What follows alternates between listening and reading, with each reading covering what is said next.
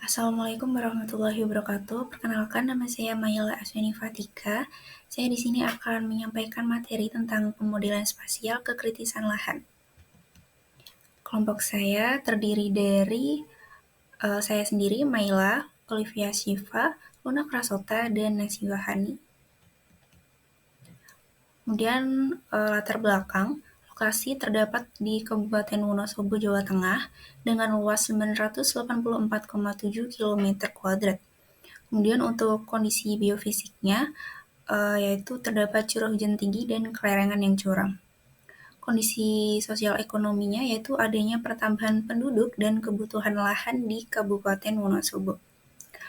Menurut data BPS, laju pertumbuhan penduduk terbesar dalam kurun waktu 1 dekade terakhir terjadi pada tahun 2020, yaitu sebesar 1,49%. Kemudian pertumbuhan penduduk ini ada kaitannya dengan perubahan penggunaan lahan. Kabupaten Wonosobo ini mulai melakukan pembangunan pusat pembelanjaan di kota dan sektor pariwisata, terutama di daerah Dieng. Hal ini menyebabkan permasalahan lahan yang disertai peningkatan kebutuhan lahan untuk menopang kebutuhan kegiatan wisata.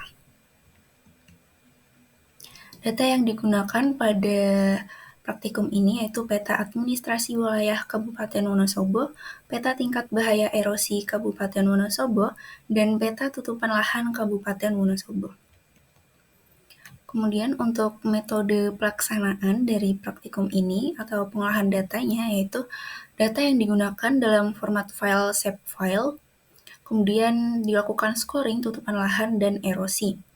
Kemudian peta tutupan lahan dengan peta TBE dilakukan gabungan atau union. Kemudian kedua nilai tersebut ditambah dan menghasilkan skor kekritisan lahan. Kemudian dilakukan layouting peta. Berikut skor penutupan lahan berdasarkan sumber yang kami acu. Kemudian hasil dan analisis didapatkan hasil skor kekritisan lahan 20-36 sebesar 8,6%, skor 36-52 sebesar 24,3%, skor 52-68 sebesar 10,9%, skor 68-84 sebesar 39,5%, dan skor 84-100